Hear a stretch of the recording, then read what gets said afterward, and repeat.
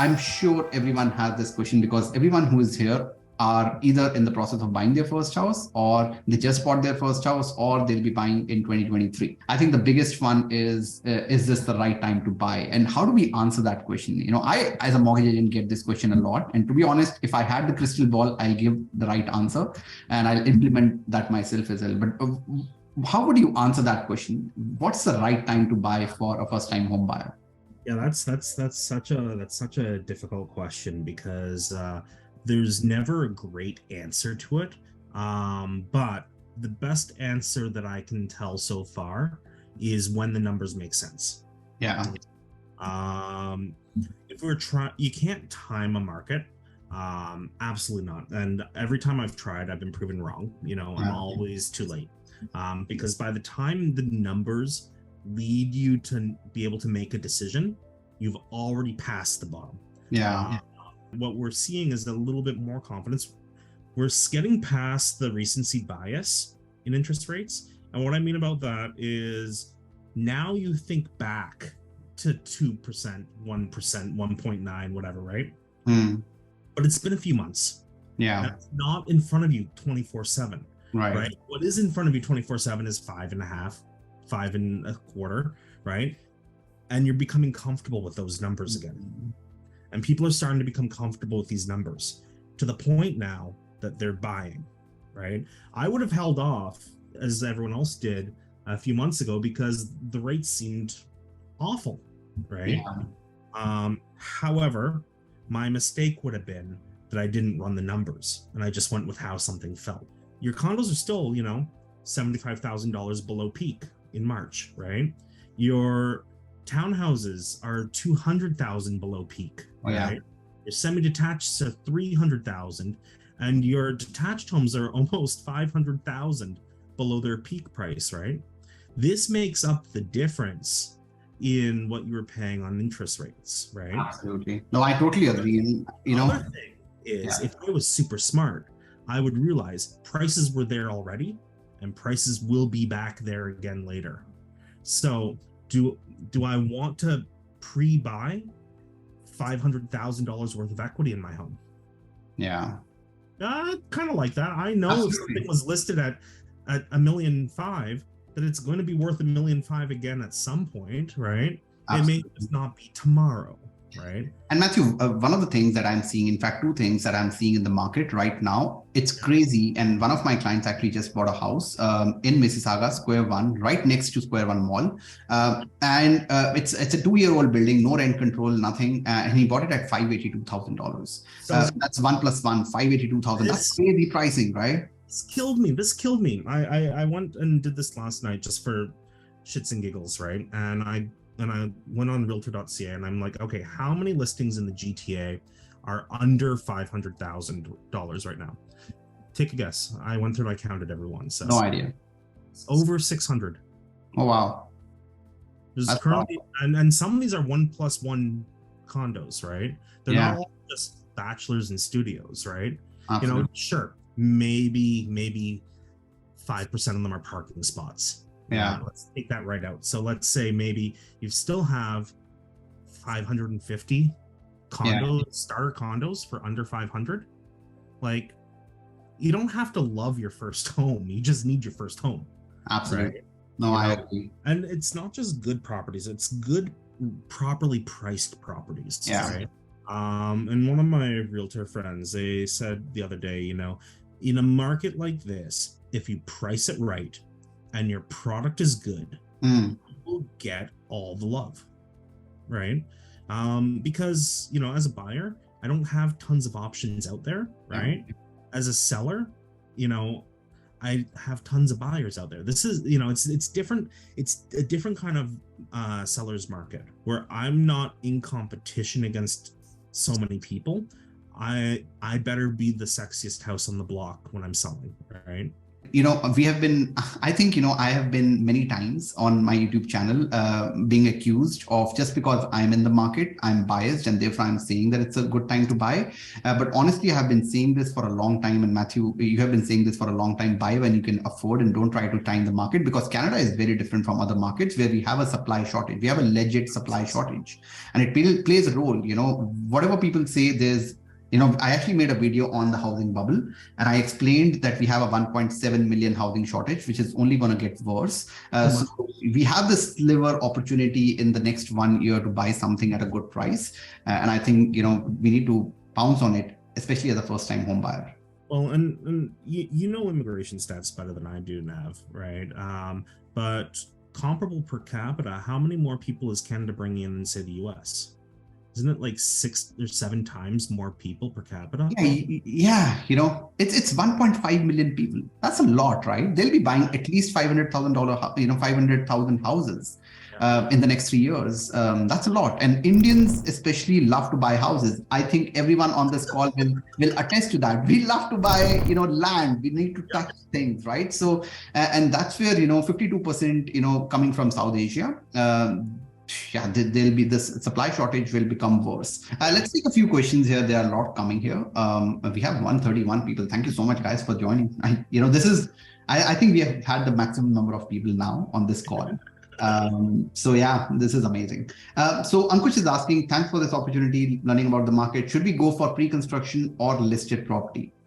I think we look a little bit differently here, Matthew, but as a first-time home buyer, let's talk from a first-time home buy point of view. Should people look at pre-construction or listed property right now? So and I don't think I've changed my tune on this one very much over the past year or so. One, know your builder. Love your builder. Don't buy a crappy builder. You're buying your builder when you're buying a pre-con, right? Don't speculate in real estate. And I've never been a speculator type. I don't sit here hoping for my property just to gain value to make money off it. Don't speculate when you're buying a pre-con, right? Know that it's been priced out 2-3 years down the road. You're going to gain 1 or 2 extra years worth of growth in value on top of it. The market might go crazy, who knows, right? But don't rely on it. Love the home that you're buying, right? Love the home you're buying. Make sure you love it. Make sure you love the project, right?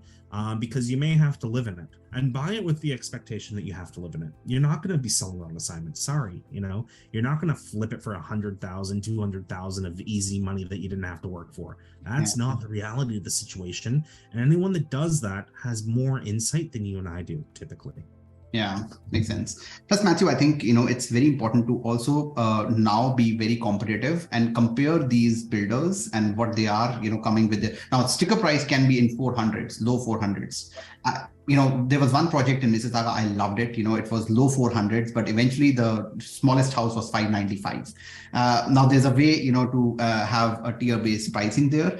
So make sure that you are knowing the right price, and then compare it against other houses. If you can buy a house, which is 1+1 for $550,000 or $600,000 right next to the pre-construction, house, which is priced at $700,000, I don't think it's the right buy, right? So I think it's very important, like you said, understand the builder and also understand the comparable pricing around. There's a pre-con going up near Yonge and Gerrard, downtown Toronto, right? And that's like prime real estate, right? But it's listing at $2,300 per square foot. Wow. The high end of Toronto is $1,400 or $1,500 per square foot. Yeah, they're way out of price point. You're talking like $900,000 for a 400 and some odd square foot studio. Right. It's way out of line, right? It could be the most beautiful build on the planet, but it's not uncompetitive, right? I've got a pre-con going up in King West, and that one's more in like the $1,300 per square foot. It's a luxury building, right? Well, King West neighborhood is about 12. So, we're kind of in line for what that should be, right? Yeah. Awesome.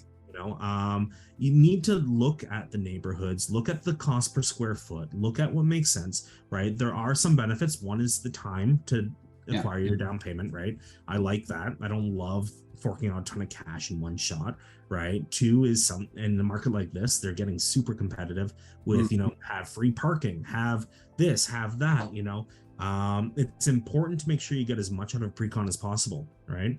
I send my lawyer to do my dirty work, never use the pre-cons lawyer, right?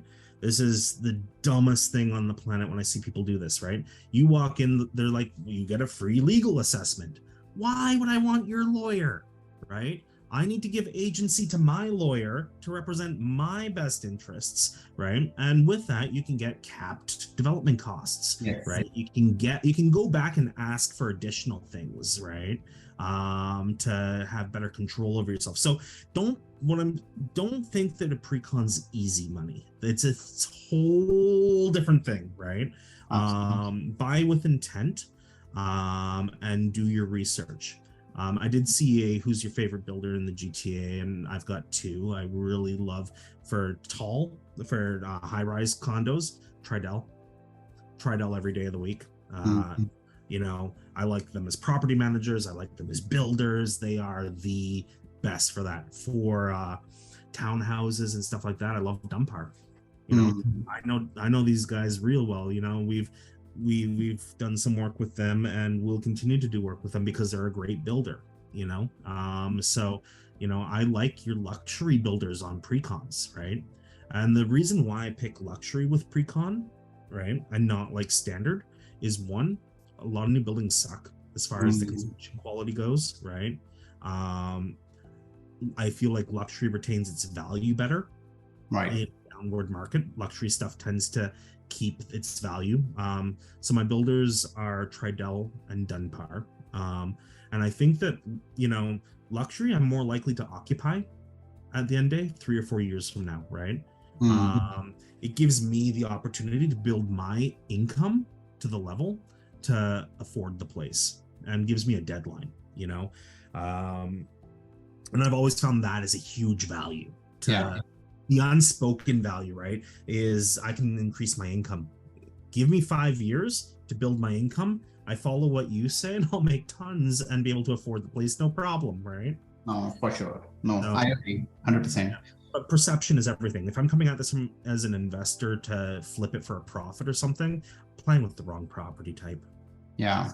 That makes sense. And it's important, Matthew, in Canada, right? So because in Canada, we can't also ignore the fact that we have less homes than the number of people, who want to buy, right? So there is that inherent gap that we have. When did you buy your first property, Matthew? There's no way to fix it. And this is the thing. You're gonna hear a lot of politicians talk about trying to fix the housing crisis. And the problem is they can't. And there's 3 really good reasons why no politician can fix the housing crisis. 1, we have a labor shortage, significant labor shortage. There are not enough tradespeople to keep up with the projects, right? 2, the amount of cost that goes into construction is limiting. So cost of land in major urban centers, cost of getting infrastructure to places is limiting, right? Cost of goods is limiting. Cost of labor is limiting, right? Keep in mind, in Canada, we pay 6 figures to our laborers sometimes. Yeah. Right? You can make a good $100,000 putting sheet metal up. Yeah. Right? Sure. It's not like if you went off to Dubai and tried to do the same job, right? Very different reality exists here when it comes to actually building, right? And then 3 is we have 9 months to do it versus 12, right? So we have a shorter window to construct in versus a lot of other places. So there is a system to building high rises, but for single family homes and stuff like that, doesn't make sense a lot of the time. And so there's not going to be the same amount of construction necessary to overcome this problem, right? What's going to have to happen is, people are going to have to get over the fact that they don't like high rises. Municipalities are going to have to change some of their zoning, and they're going to have to just build tall. Yeah. That's the only way you can build the housing necessary in the time frames necessary to meet people's needs. This day of the single family detached is pretty much behind us. And we've seen that in all markets where there is perceived shortage of land. I won't say shortage of land because Canada has a lot of land, but what can be built on zone. Hong Kong is one of the examples. Shanghai is the another example. Beijing is another example. Manhattan, Singapore. All these places where there is there's too much sea and too much water and less land. We have seen that everything grows like height matters there. Number of floors matter. I lived on 72nd floor in Hong Kong. 72. I don't see a lot of buildings here which are 72 floors, right? So it's scary as hell, but yeah, it is what it is, right? And eventually that's where we'll be. Let's take a few more questions here. Hi Nav, what makes more sense? One, buy a condo in short term, or two, wait for long term and buy a house. How would the decision in both cases compare against equity and also the resale price of property in the future? That's a pretty good one. So condos don't gain like other properties do, right? Condos are a little bit more flat, but they also don't decrease like other properties do typically. Right. Condos are a nice, safe bet to hold money for a long term, pay them down, get the mortgage low, and turn them into rentals. Yeah. Right? They're not great for building cash on their own, right? However, they're affordable, far more affordable a lot of the time. Two, condo fees are a blessing. And anyone who's out there shoveling snow today knows that condo fees are a freaking blessing. I haven't shoveled snow in 7 years. It's awesome, right? Having people do your maintenance for you is lovely. You would spend similar anyways in the requisite costs to maintain your property, because you don't just buy a house and not put money in it. Yeah. Right? You have to put about 3% of the cost of the house in the house to maintain the house every year. Yeah. General rule of thumb, which is about what condo fees cost roughly when you account for water and all that stuff. So I like condos as my first place. Love condos as my first place. Because in a perfect world, I'm going to pull a little equity out of it down the road, help me buy my second place, upgrade from it, but still hold on to that property for the long run, right? Because a condo you may break even on. A single family detached home is much harder to break even on, right? A duplex, you can break even. Triplex, you can break even, right?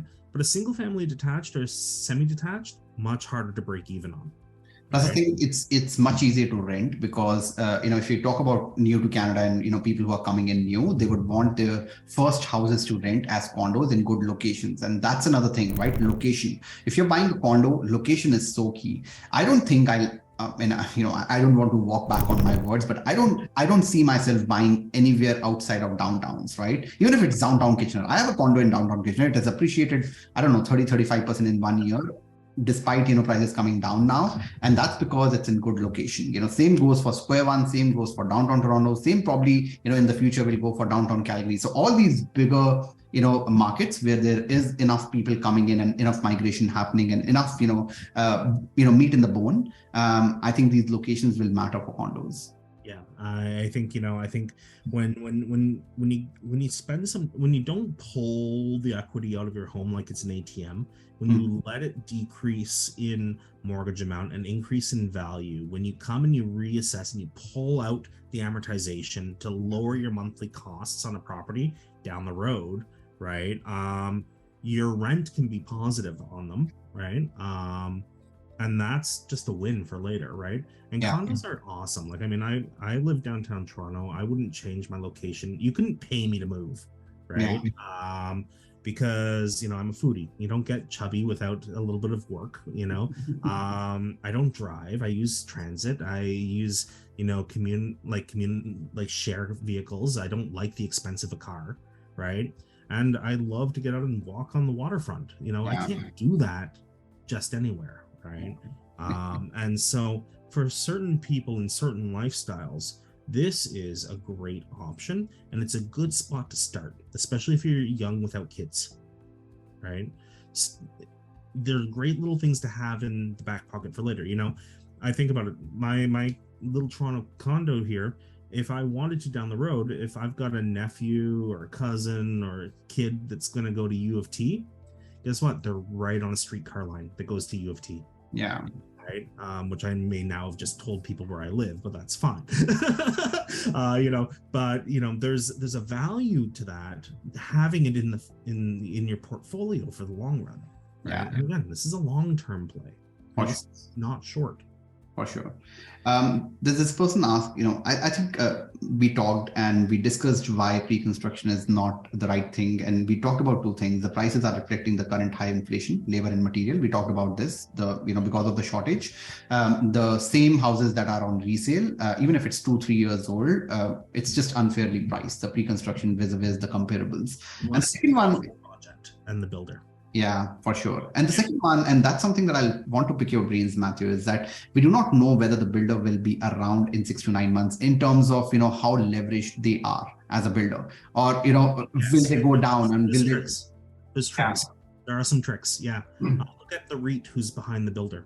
So real estate investment corporations are real estate investment trusts. Look who's funding the builder. Yeah. Right? So if you see like RioCan is funding the project, well, that's the largest REIT in Canada. Yeah. You're okay. They've got the money, right?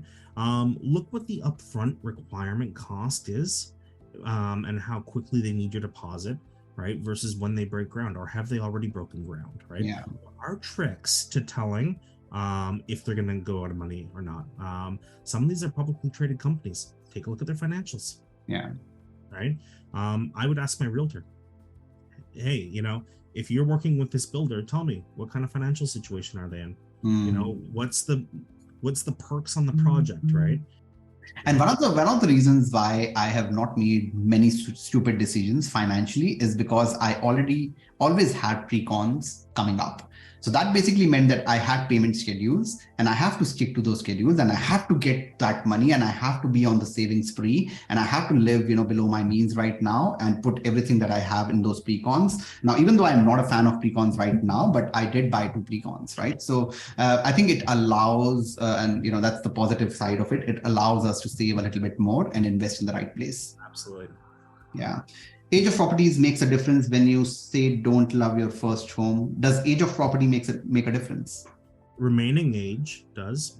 So properties are aged in 2 different ways. One is the actual how many years has it been around. The other is the life remaining, right? And the life remaining is far more important to me than the years of properties existed, right? Right. I want wherever I'm living to have a lifespan remaining of 30 years or more. Speaking. That means it's in good condition, right? And this, you find these on appraisal reports, and this is how you Absolutely. I don't think that matters in the grand scheme of things, whether the property's 100 years old or 5 years old or brand spanking new. And when I say don't love your first home, I mean, don't fall in love with it that you stop thinking about the financials, right? Your first home is strategic, right? Your forever home is a very different story, right? But you build up to your forever home if you ever get to that, right? Some of us, like I question whether I'll ever find my forever home. I set what I want for my forever home way off in the deep end, right? So, but you build towards it, right? So every decision towards that forever home needs to be strategic and financial, not emotional. Oh, for sure. That's what I mean. Don't fall in love with your home. And I think, you can take the surprise out of the equation, especially in today's market where you can get an inspection done and make sure even if the house is 100 years old, the bones are in good condition and it's just, here and there that you need to change. Plus you need to get your condo and status certificates checked so that we know that the condo management is in good standing and they are, doing the financing and they have the reserve funds if there's a big, thing coming up. So I think all that surprise element with age actually goes away if we do the right things and putting the right conditions in. Good research gets us really far. Yeah, for sure. Matthew's view for a single earner home buying when mortgage eligibility is only for $400,000. Okay, buy a $400,000 home. Yeah. Unfortunately that's hard because there's not a ton of options in that price point. Okay, so maybe now I look to not be single somehow. And being single doesn't mean I have to. Okay, don't get married because you need a house. Okay, I mean there's advantages to it for sure, but more so, don't buy on your own. Your first home doesn't have to be purely purchased by you. Yeah. Find someone else who qualifies for 400 and together buy 5, you know? Because if you're looking for a property, someone else probably is too, and you can do non-related co-borrowers on a property. Just make sure you know how you're going to divide the assets up and what your exit strategy is, right? Have good lawyers. Yeah. You know, I think, you know, if I had to start over today and I was going back into market, I would be grabbing a very close friend of mine who makes a decent income along and see if they want to buy a property together. Yeah, for sure. And Matthew, if you can't do that, if I were a first-time home buyer with very few connections in the country, I would find and try to find a job in Calgary or Halifax and move there. Look, so we are new to Canada. When you're new to Canada, you don't know a lot of people. Now, moving from India or Pakistan, where you're moving from, it's in which way is a big step to move to Canada. You're not moving to Toronto, you're moving to Canada, right? And once you have made that move of thousands of kilometers, you just have to go another 1,000 kilometers to Calgary and see if you can get a job there. I have, and I'm not, this argument is not founded in air, right? I have people and clients who have done that. And people who have been making way more than $100,000 have also taken those decisions because it's a lifestyle choice. And it made sense for their profession to move to Calgary. And that's where I think we need to be a little more strategic. Like you said, you know, find a partner, or if you can, and if your job allows, move to a different province. Yeah. You know, it's okay to be mobile. Yeah. Like, I mean, and it's hard because, like, you know, I'm very much a Toronto person, but I moved to Toronto to make more money. Yeah. Right? I'm not originally from Toronto, right? I came here because there was better opportunity and a way to increase my earnings. You know, one of the things that I would say is be ready to move to where the money takes you. We have to be practical. Yeah. Have to be practical. You know, do I miss my hometown sometimes? Periodically. You know, I miss the people that I left behind more often, but you've already made the first jump. You've come here. Yeah, right? For sure. You've already done that first hard step as you moved somewhere else for the opportunity first. Well, within Canada, it's such a wide range of locations to go to, you know, that you will find ones that are more advantageous than others, you know. For sure. I think there's one counterpoint to the point that we were talking about, you know, like housing shortage supply and, you know, prices. And that's an interesting one. So I agree to the point that we have limited housing, but what about inflation, stagflation, recession, upcoming foreclosures, and considering a 700,000 cost, about $5,000 a month, who is going to buy? I think market has not yet corrected. Yeah. The numbers say otherwise right now. Yeah. Look, so bouncing up, you know, and they're trending up, and they might trend down. Who knows? I didn't know a pandemic was coming. I didn't know we'd have nearly hyperinflationary numbers. You know, there was all kinds of things that you can't see tomorrow, but I can see yesterday. And Matthew, I think that we are obsessing over interest rates and house prices. But if we were to go into a deep recession, and if there's a much bigger correction that happens on homes, that also means that unemployment is in double digits, and we should be finding jobs in industries that. So we are obsessing over housing, but housing will be the least of our problems if we get into a deep recession, because one thing that happens in a recession is people lose jobs, and we are seeing that already. I have a couple of clients who are very close to their closing, and they made the choice of buying a house, but they could not close on it because they lost their job before closing. The bigger problem there is that there'll be a lot, you know, more people losing their jobs and losing their livelihoods. Houses, you know, just one thing that you can actually simply get away from. You know, even if you default, it's not the end of the world.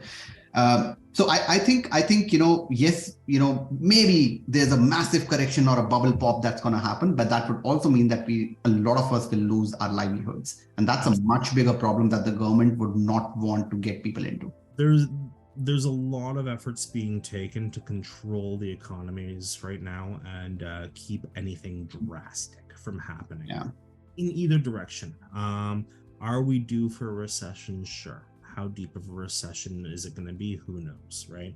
Are there things that we can do to try and recession proof as much as we can? Sure. Should we be doing them? Absolutely, right? Things that are recession proof, and one, decrease all your outbound expenses as much as possible, right?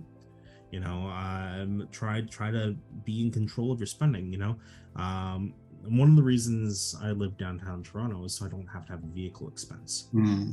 This is saving me a butt ton of money, right? So if I need to reduce expenses, it's pretty easy, right?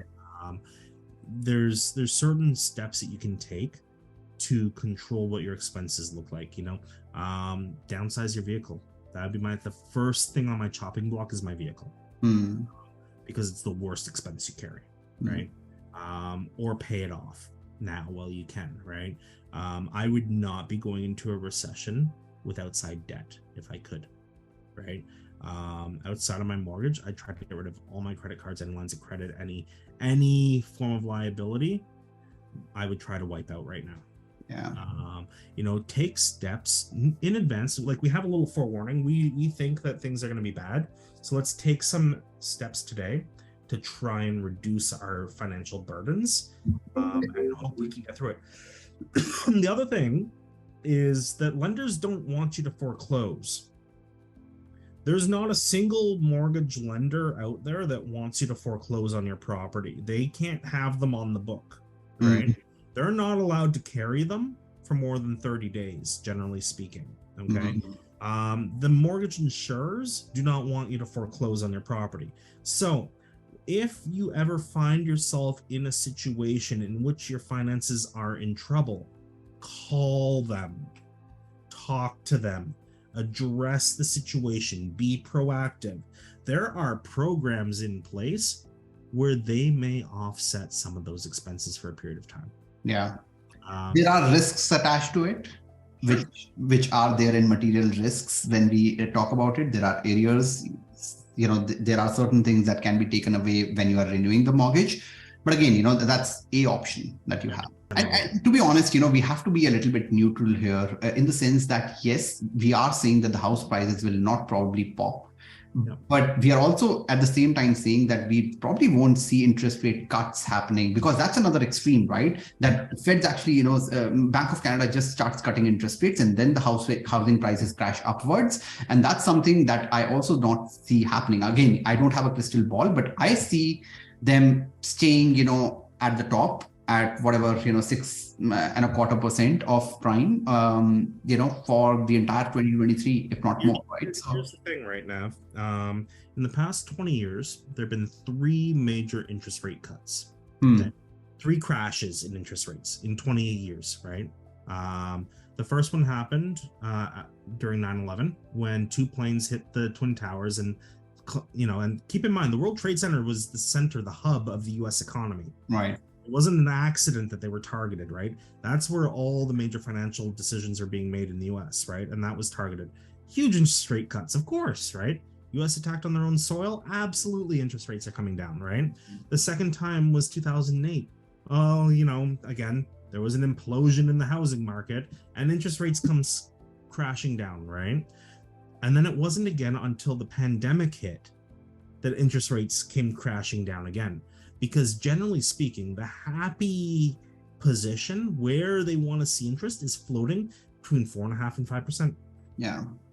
And that's probably where it's gonna live. Maybe a little bit lower because people are addicted to cheaper money right now, but it's probably in that 4 to 5% range. So anyone who's saying that we'll come back to 1.52%, it will probably take another pandemic. And if we have learned anything, and if the government learns anything, they'll probably not cut it to that level again, right? So I think there's a lot of firsts that are happening in a long time, and that's where even Bank of Canada, I think, is allowed to make a few mistakes, because I would hope so. I mean, the last time there was a pandemic, right, in North America,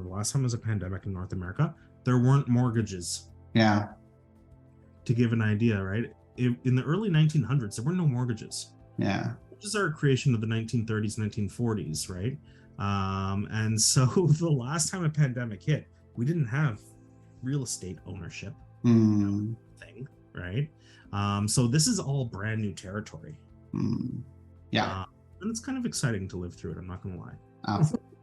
All right, we have a question on first-time home buying in Halifax. I don't know how much you know about Halifax, but I'll try to answer with what knowledge I have about Halifax with a few clients. But yeah, please share your thoughts on Halifax real estate market. Can we buy a house in Halifax on work permit? Yes, you can, but always talk to a lawyer before.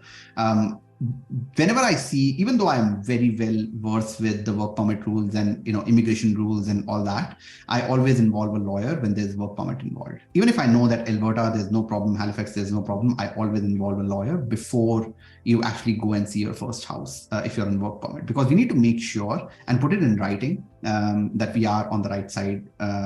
When it comes to legalities in CRA. What is the minimum down payment required? If you are buying in Halifax and places where there's no NRST, you are treated the same way as you are treated, as a PR. So there's no difference. You can buy as little as 5% if you qualify. I believe the rules are different from Ontario. That's not true. So there could be different lenders in different provinces, but the rules are not very different, except for maybe Quebec and New Brunswick. And generally speaking, most mortgage rules are federal. Yeah.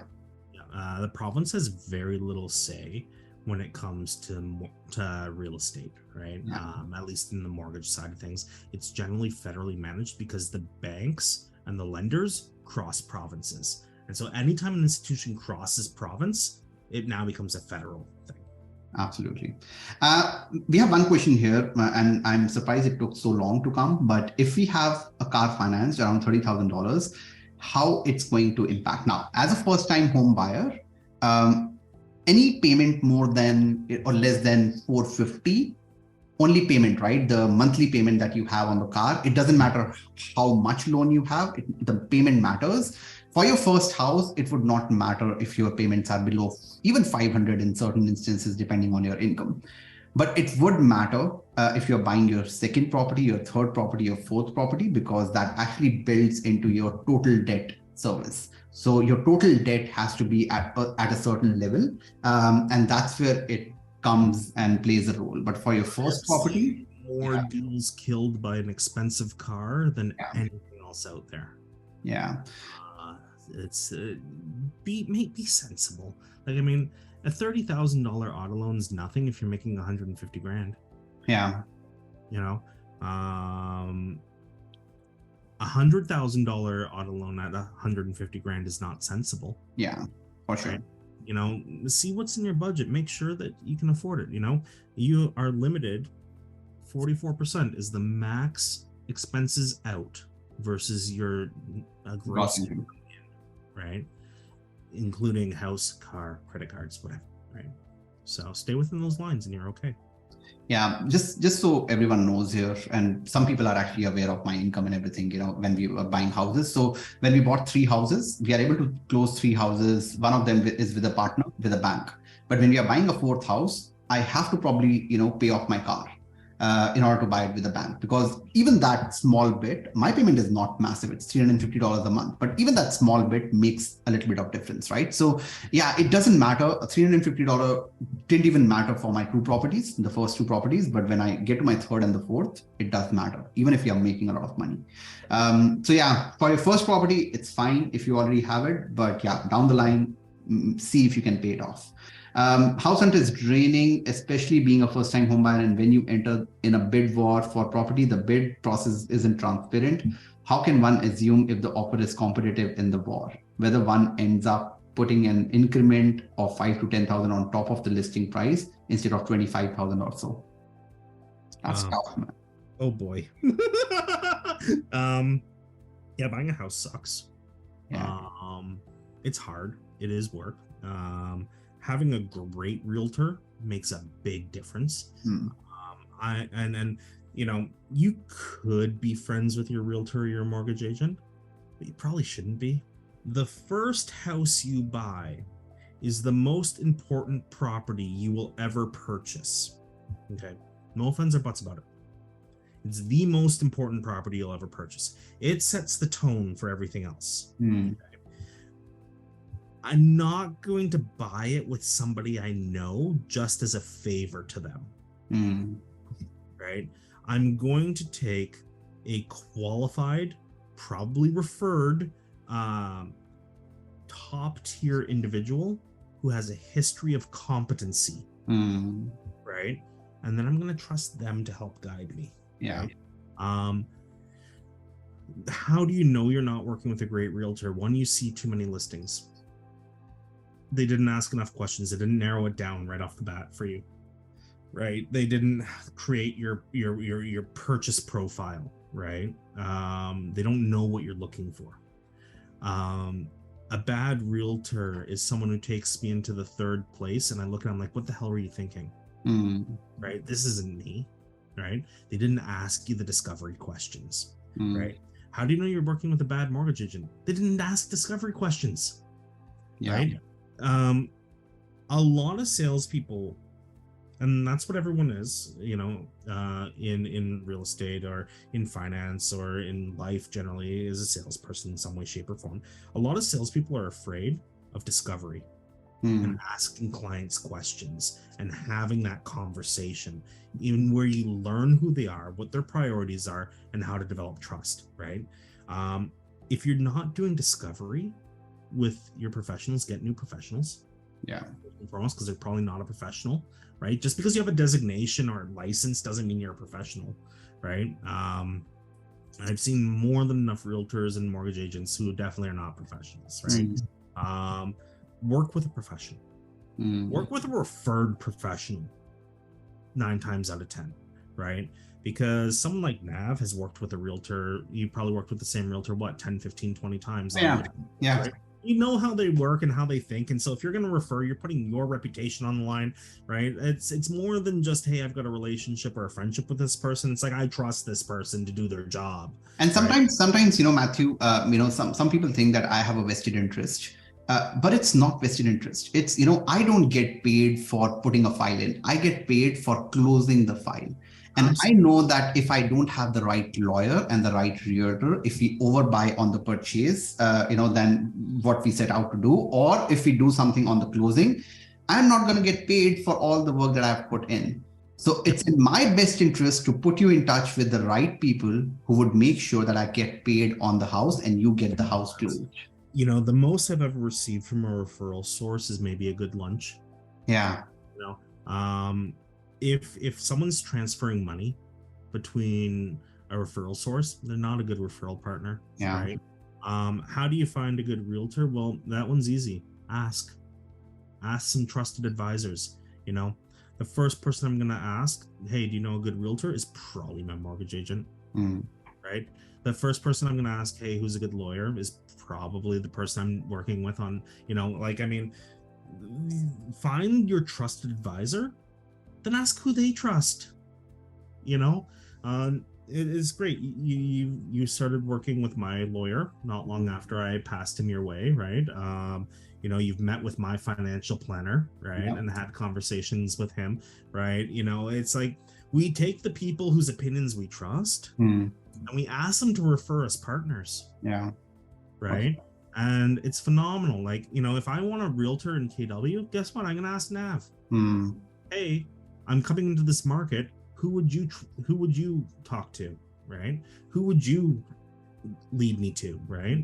And then I'm going to take who he says and I'm going to do a little research. I'm going to check their social media. I'm going to check their website. I'm going to check their reviews and see if what they say lines up. And if they're well reviewed, decent social media presence, because that matters to me, because I like working with educators, right? Then I'm probably going to be happy to work with this person, right? And the moment they screw up, Nav's getting a phone call from me. Oh yeah, that's another reason why I would never get a bad referral. Hey, what the heck's going on? This guy's a joke, right? I'm not going to work with someone because they're my friend. And this was a hard point to get to, because mortgage agents often start their business working within their friends and family. And I made a conscious decision to not do any mortgages for people I'm friends with. I have someone else do it. My underwriters deal with it. I'll give them to another agent to handle, right? Because there's too much expectation that exists. Too much stress for that, right? But there's also confidentiality thing. Like, I just don't do it. Just don't work with your friends, right? You can become friends with these people later. Right. My primary realtor back home is one of my best friends and mentors and guides, right? But I've worked with him for 20 years. Right. He's family now, right? And that's the relationship you want. No, for sure. That was a bit of a tirade. A tangent No, thing. no, that makes sense, right? So, Your team matters. Your team matters so much. oh, 100%. I'm actually shooting a video. I shot a video today before this one. And the third slide was the team matters. And it's on first-time home buyers. The entire presentation is on first-time home buyers. The third slide is the team matters and what you should and shouldn't do. And, that's what we discussed, today as well. As said, you might make money for opportunities for money. What's your take on Saskatchewan as a market to purchase a home, or should you invest in Calgary or Toronto? Look, so we can talk about Saskatchewan, we can talk about Manitoba. That's Matthew's favorite market. I think when it hurts to breathe the air, I have a problem. And here's the thing: go to Saskatchewan first. Yeah. Go in the middle of the winter. Go to Manitoba in February. Yeah. Tell me if you actually want to live there. Yeah. I can tell you, one of the nice things about Canada is we don't have poisonous snakes. The reason we don't have poisonous snakes is they cannot survive here. Right? Amongst 90% of every other living species on the planet, including humans, you cannot survive here most of the time. Go to those locations you think might be great to live in. Just by the way, this guy is actually living in Saskatchewan for 7 months. I should have told you this, but honestly, you're braver than I am. That's for sure. I would die. I think I would physically die. I think Matthew, there are certain things that we need to consider when we are buying a house, and it's not always. So, for instance, I don't know how this person landed in Saskatchewan. Maybe he went to a college there, and therefore he's there, and now he has a job there, or he has family there, or I think there are personal situations that take you to a place, and then there are strategic decisions of affordability that probably would take you from Toronto to Calgary. I think what we need to understand is our personal situation. When we are making a decision, and if it makes sense to buy in Saskatchewan, why not, right? So, but hold for 10 years, hold till there's enough value in that place. Matthew, we have this question which borders on mortgage fraud, but yeah, let me just ask: can we rent out our first property we bought doing 5% down? Yep. Yes, you can, but not immediately. Exactly. You can buy any home you occupy for as little as 5% down. Yeah. What you do with that home at a later period of time is up to you. However, lenders are not stupid. They can tell if you're being disingenuous about your intention when you're purchasing a property. Yeah. And so if you think that this means, I'm going to go buy rentals for 5% down, you're wrong. They'll know. They can figure it out. The lawyer has to sign an attestation that they know that you're using this for owner-occupied privilege purposes, right? The mortgage professional needs to be able to sign their name to the file. Sure, are there crooked people out there? Absolutely, right? Right. But the system is set up in a way that if you follow it, you will win. You don't have to game the system to win, right? The system's set up for people to make money. Yeah. It works, I've played within the system my entire life. I make plenty of money. I have multiple properties by playing within the system. Could I have more if I screwed around with it? Probably, right? But at the same time, would there be risk attached to that I'm willing to take? No. I'm not. And would you sleep better at night? Probably not, right? No, absolutely not. Yeah. I don't want to purchase anything with risk. That's why I like real estate. Yeah. No, absolutely. Anyways, Matthew, this was amazing. I know that we talked a lot more than just first-time home buyers, but yeah, this was amazing. And thank you so much, guys. 79 people still sticking around. 10 minutes past, 7:30. There's a good one here now that I want to hit before you leave. Okay. Yeah, sure. How do we find good mentors on social media? ? Hunting a mentor is interesting because you kind of have to earn them, right? Yeah. Mentors are something that we chase down in life and we try to get their attention, and you start getting a mentor by giving to them, right? Mentors are busy, successful, highly leveraged for their time people. So you bring some value to them, get their attention, get in front of their face a bit, right? Don't let up. and see if there's a connection to be made, right? My mentors have always been people that have done what I envisioned myself doing later, right? Yeah. My first major mentor was one of the top realtors in London, still is to this day, where I was as a teenager. And, at 16, I started doing the cleaning, the prep work, and staying with him at his open houses to do all the grunt work, right? Yeah. In exchange, he would teach me about the property he was listing, right? Even today, when I encounter a scenario, I still give him a call. Yeah. Right. My first mortgage agent that taught me things, right? He was a highly ambitious younger guy, right? He was quite successful in the early days of his career. He was about 10 years older than me, right? I did all of his filing, all of his document collection. I would work 14, 18 hours a day for less than $500 a month doing labor for him in exchange for knowledge. Yeah. And most of what I teach mortgage agents today is stuff I learned doing those days back then. They just don't have to work as hard for it. No, I totally agree. Hearing stories from you from 10 years ago or even 5 years ago, it's way easier now to become a mortgage agent. And just to close off on this one, because I was struggling to find mentors when I first come, because when you first come into the country, it's difficult. One thing that I learned in the last 3 years of being in Canada is that, and it's not about Canada, it's about anywhere, is if you can fit yourself into other person's schedule, you will get their time and attention. So for instance, Matthew is a team lead with Valco Financial. If I want him as a mentor, I would want to, be a part of his team. And that way I can get his attention, I can get his time. And that's one way, because he's doing that as a full-time job. And if I fit myself into that schedule, you can do that too. So yeah, just, for example, when I was getting my editor, I've told this story a million times, and the editor will be editing this video as well. But he actually reached out to me and said that, oh, you edit your videos, you spend 10 hours a day. I know you don't like it. I need 1 hour of your time in exchange for, I'll edit all your videos. And now he's a full-time employee with me, right? So yes, it's just about fitting yourself into someone else's time.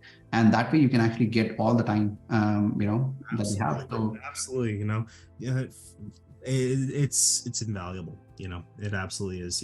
Because mentorship is the way to really acquire skills so quickly, so fast. It's the secret trick to success. And sometimes you have to pay your way into it, and that's okay. I'm doing that for US investing. I have paid a lot in the last 1-2 months to now know when to open an incorporation, how to open an incorporation, get their contacts, because they have been doing it for 10 years. And if I can buy my way into doing it in 1 month that they have been able to achieve in 10 years, I would do that if I find the value in it, right? So I think that's very understated, and not a lot of people talk about it. 100%.